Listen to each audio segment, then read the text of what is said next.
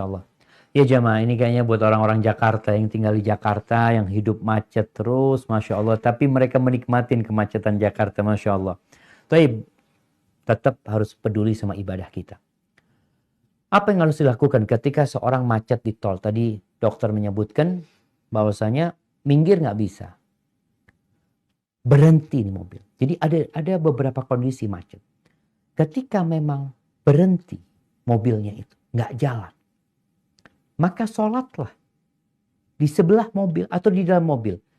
Hanya catatannya, syarat dan rukun sholat harus dipenuhi semuanya. Tadi dokter ini saya tanya, apakah boleh tayamum? Kalau ada air nggak boleh tayamum.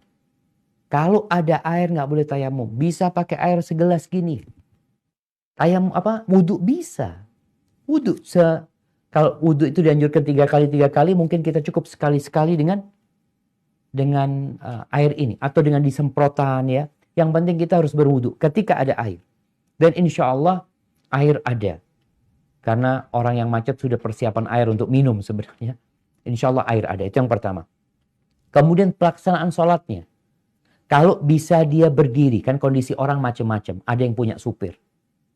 Ada yang kadang kala nggak punya supir. Tapi mobilnya berhenti. Sehingga dia bisa turun. Dia sholat di sebelah mobilnya.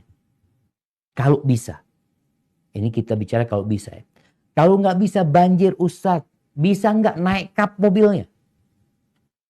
Kita berusaha. Kalau nggak bisa ya udah. Allah mengatakan fattaqullaha mastata'tum, bertakwalah kepada Allah sesuai dengan kemampuan kalian. Tapi ingat tetap menghadap kiblat, cari kiblat, menghadap ke kiblat. Kalau memang nggak bisa berdiri karena kondisi tadi sholatnya dalam kondisi menghadap kiblat walaupun dalam kondisi duduk. Itu yang perlu dilakukan. Tadi dokter sempat tanya, kan nggak boleh dijamak. Sebenarnya boleh dijamak. Ketika kondisi macet itu dokter boleh meniatkan aku jamak sama Isya. Loh, bukankah ada aturan nggak boleh kurang dari 80 km? Itu untuk qashar, dok.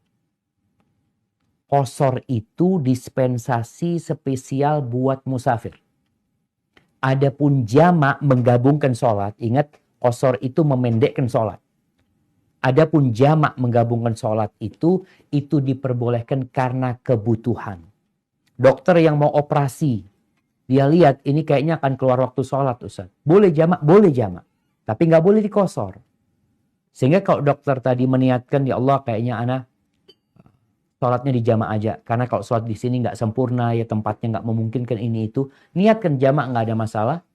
Tapi tadi bukan karena dibiasakan, tapi karena keadaan dan kondisi.